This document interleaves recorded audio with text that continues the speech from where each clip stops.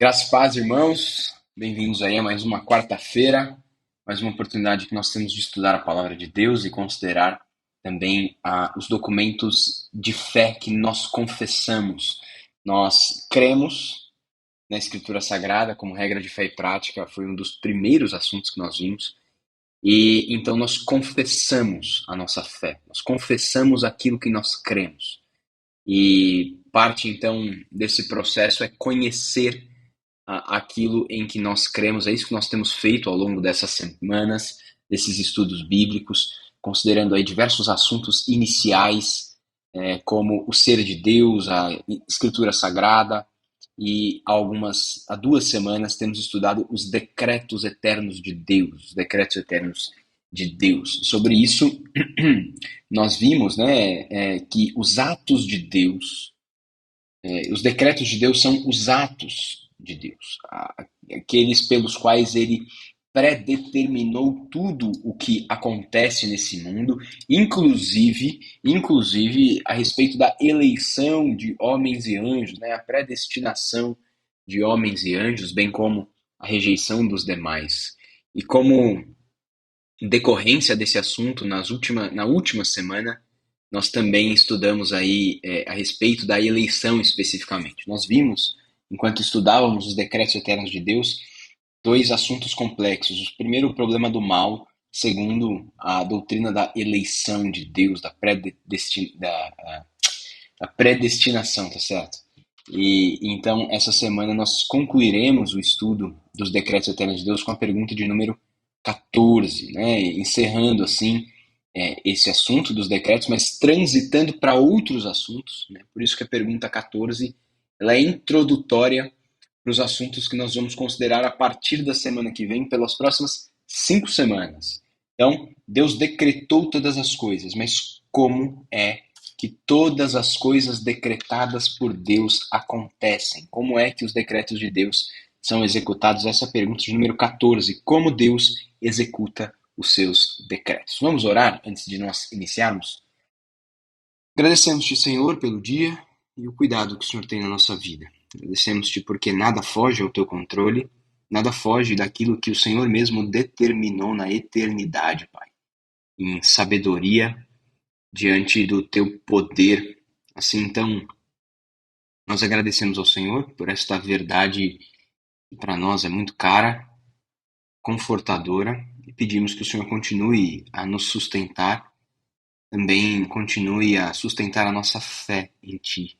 Nós continuemos crendo e sigamos, Senhor, firmes nesta realidade que aprendemos a respeito do Senhor.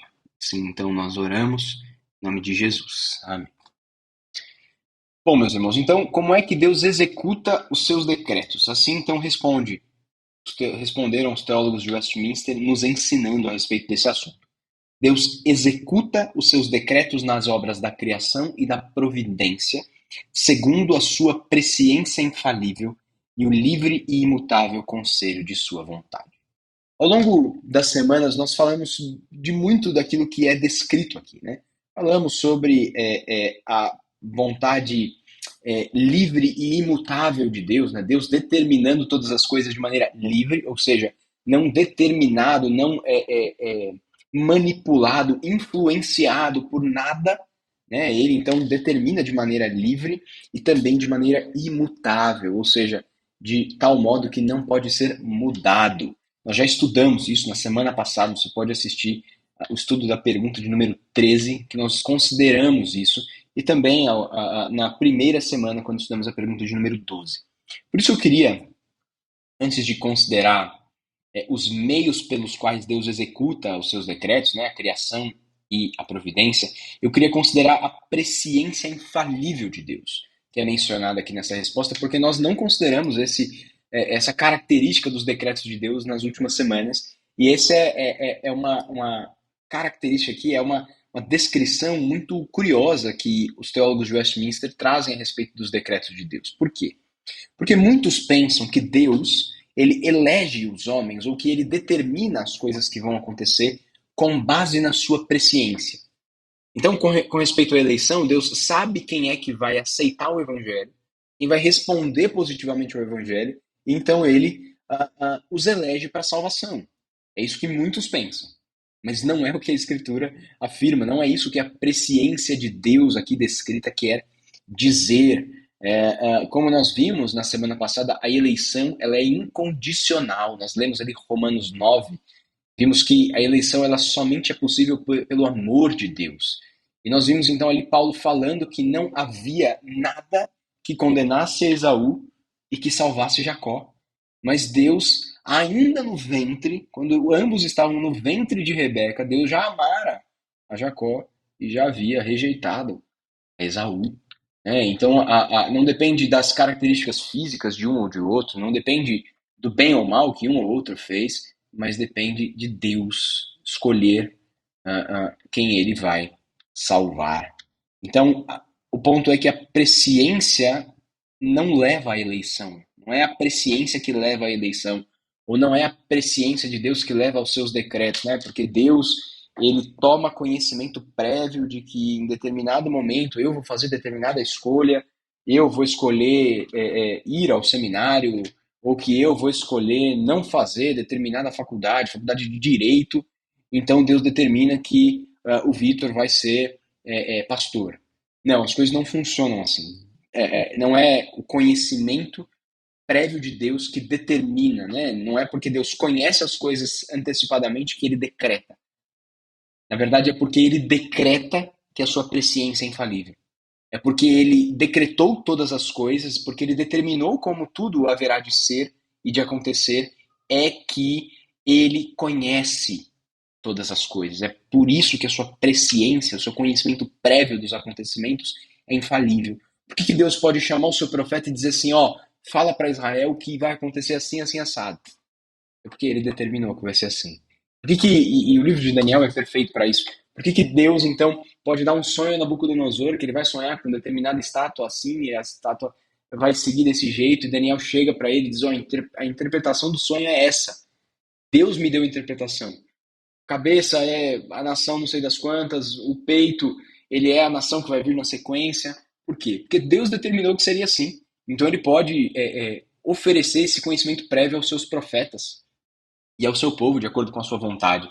Quando nós lemos Daniel ali do 10 em diante, nós encontramos detalhes muito precisos a respeito da história, até o capítulo 11 ali, o meio do capítulo 11, detalhes muito precisos de acontecimentos históricos que nós sabemos que são reais, que são verdadeiros, que aconteceram.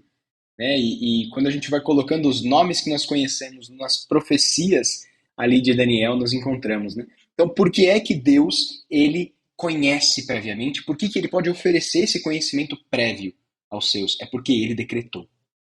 É porque ele decretou. É como nós poderíamos aqui compará-lo, guardadas as devidas proporções, ao autor de um livro, que conhece o final do livro porque escreveu o livro. Ou o autor de uma novela, né?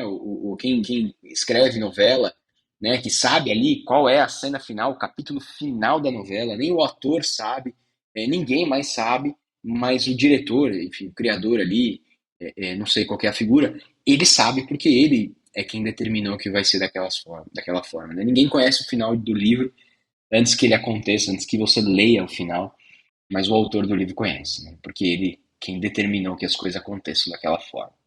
E aí, escrevendo aos Efésios, texto que nós já lemos nas semanas anteriores, capítulo 1, verso 11, Paulo diz, nele, digo, no qual também fomos feitos herança, predestinados segundo o propósito daquele que faz todas as coisas, conforme o conselho da sua vontade. Paulo aqui reconhece que todas as coisas acontecem conforme a vontade de Deus, e não tem como ser diferente.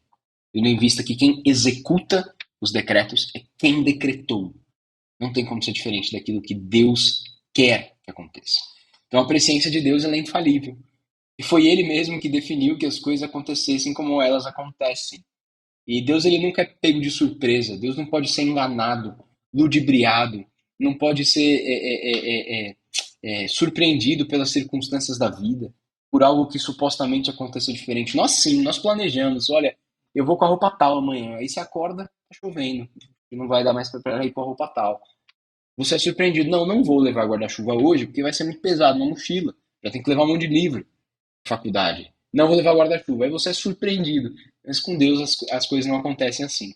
Dessa forma, então, os decretos de Deus são imutáveis, né? Como nós já vimos, né? Ele não simplesmente planeja que as coisas aconteçam de determinada forma, ele decreta. Nós planejamos e aguardamos da boca de Deus a resposta. E aí, como eu acabei de mencionar, os nossos planejamentos nem sempre se efetuam. É por isso que se nós decretássemos, nós poderíamos falar, olha, eu decreto que aconteça tal coisa na sua vida. Eu decreto cura na sua vida. Enfim, os nossos decretos, eles de nada têm poder. Os decretos de Deus, sim, porque é Ele quem também executa. O que Ele decreta, o que Deus decreta, não depende mais de nenhuma circunstância, da aprovação de ninguém, da concorrência de nenhum fato que aconteça. Né? Nabucodonosor, o rei Nabucodonosor da Babilônia, ele reconheceu isso. Quando ele contempla ali em Daniel 4, vamos abrir esse texto, Daniel capítulo 4, Daniel 4, Daniel capítulo 4, verso 35, Nabucodonosor chega à seguinte conclusão quando ele aqui como é que se diz? Ele é incomodado por alguns pensamentos, né? Vem ali, enfim. Ele recebe, então, ele chega a essa conclusão a respeito de Deus. Ele diz no verso 35, deixa eu ver se está aparecendo aí, assim. Ele diz, todos os moradores da terra são por ele, pelo Senhor, reputados em nada. Em nada. E segundo a sua vontade, ele opera com o exército do céu e os moradores da terra. Então, segundo a sua vontade, Deus executa aquilo que ele quiser com o céu, com a sua criação na terra, e não há quem lhe possa deter a mão, nem lhe dizer, que fazes? Então, Nabucodonosor chega a essa conclusão bendita, aqui a respeito do ser de Deus e dos decretos de Deus. E quem é que pode parar aquilo que Deus decretou? Quem pode mudar aquilo que está determinado? É impossível. Os decretos de Deus, eles são infalíveis, infalíveis. Então, como implicação prática para nós, meus irmãos, está o reconhecimento de que nada que nos acontece acontece por acaso, mas por decreto de Deus. Tem uma história muito curiosa registrada lá em 1 Samuel 6. Você pode ler esse texto na íntegra, começando ali do 4 e lendo até o capítulo 6. No meio do capítulo 6, nós encontramos essa história muito curiosa, né? A Arca da Aliança havia sido levada pelos rivais, né? Pela nação inimiga, depois de uma derrota de Israel. E aí, então, os próprios Deus, né, por consequência desse ato que era gravíssimo, ele infligiu às nações de maneira muito severa. E a arca, né, o maior símbolo da presença de Deus no meio do povo. Né?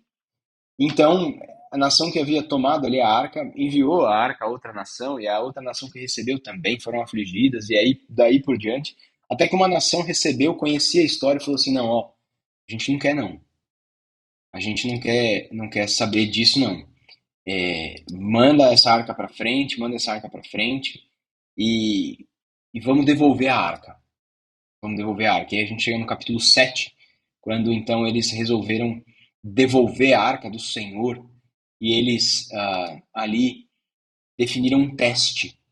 Se a arca que seria carregada por dois animais seguisse em determinada direção, eles saberiam que Deus é quem estava governando toda aquela circunstância. Se ela seguisse por qualquer outra direção, o que era extremamente mais provável, dados os elementos do teste ali, então eles saberiam que tudo o que tinha acontecido com eles era fruto do acaso. A arca, então, carregada pelos animais, segue o rumo que deveria de fato, e eles concluem: foi Deus quem realizou estas coisas. Nada, meus irmãos, que acontece nesse mundo acontece sem que Deus saiba. Não é possível que assim seja, porque foi Ele quem determinou que as coisas acontecessem da forma que elas acontecem. Isso é uma segurança para nós, que reconhecemos o Pai amoroso e misericordioso que Deus é, e ainda que conhecemos a sua eterna sabedoria. Nós podemos descansar certo de que os seus decretos, sejam eles quais forem, eles são o melhor que pode nos acontecer, mesmo que nós não possamos enxergar isso no momento presente.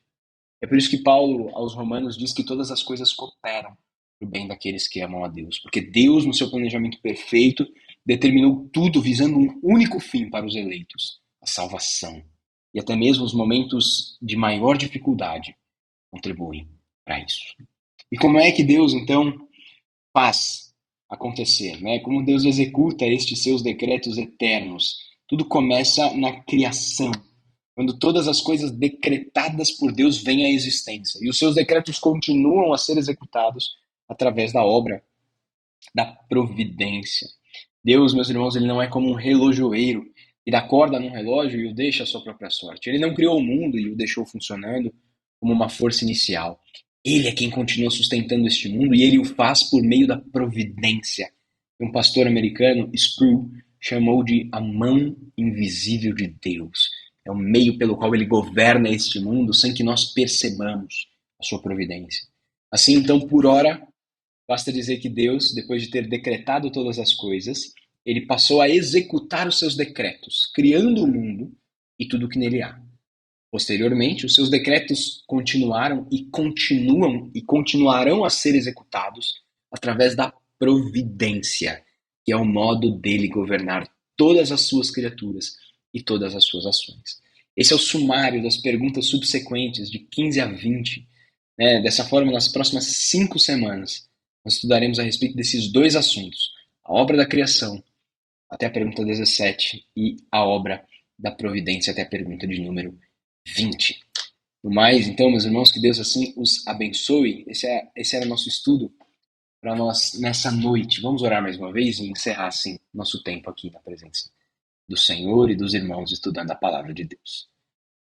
Louvamos-te, Senhor, pelo tempo precioso que o Senhor determinou para nós, tempo de estudo da tua palavra. Que o teu povo seja então abençoado, mas principalmente confortado por essas benditas verdades a respeito do teu ser e daquilo que o Senhor determinou a respeito do funcionamento desse mundo. Assim pedimos por aqueles que têm, de certo modo, duvidado da tua bondade, questionado, Senhor, o teu poder absoluto, e eles reconheçam a tua soberania, o teu amor e a tua sabedoria em determinar todas as coisas desta forma, visando a salvação dos teus eleitos.